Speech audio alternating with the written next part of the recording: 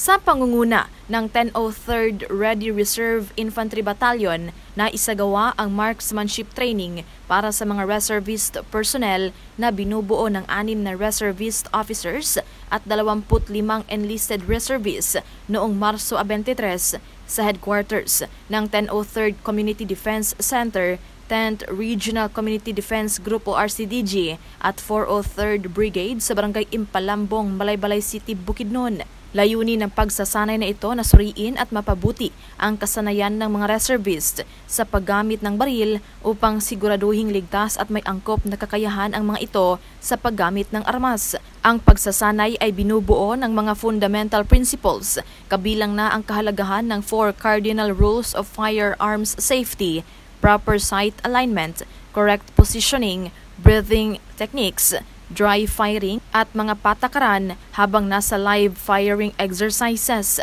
Kaugnay nito, kasama sa live firing exercises ang paggamit ng caliber 45 pistols at caliber 5.56 M16A1 rifles. Sa isang mensahe, sinabi ni 1003rd Community Defense Center Director Major Emil Bihaujan na ang marksmanship training ay regular na isinasagawa para sa mga regular at reservists ng Philippine Army. Layunin nito na mapanatili ang kasanayan at kahandaan hindi lamang ng kasundaluhan, kasama na rin ang mga reservist na maaaring maging katuwang sa pagtatanggol ng ating bansa sa hinaharap.